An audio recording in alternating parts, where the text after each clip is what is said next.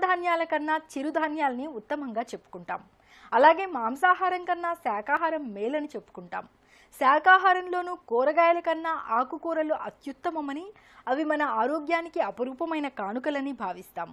అయితే ఆకుకూరల్లోనూ ఇవాళ చిట్టిపుట్టి ఆకులున్న మొక్కల్ని అత్యద్భుతమైన ఔషధి నిక్షేపాలుగా పేర్కొంటున్నారు నిపుణులు.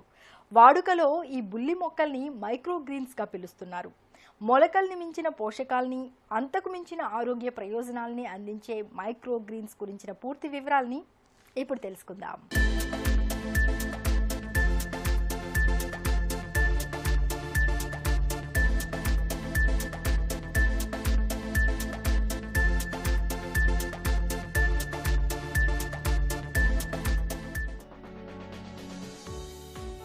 ఆరోగ్యాన్నిచ్చే ఆహారం కోసం ఇవాళ మనకు ఆరాటం పెరిగింది.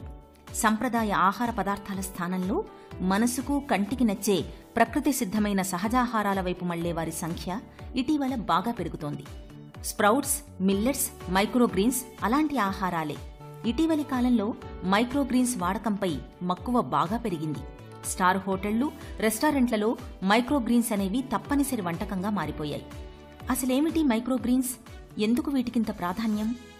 మైక్రోగ్రీన్స్ అంటే మరేం కాదు, విత్తనం మొలకెత్తిన వారం నుంచి 10 రోజులలోపు ఉండే ఆకులనే మైక్రోగ్రీన్స్ అంటారు. అంటే బుల్లి మొక్కలన్నమాట.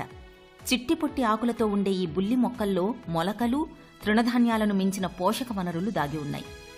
ఆకుకూరలతో పోలిస్తే మైక్రోగ్రీన్స్లో పోషకాలు 40% ఎక్కువ.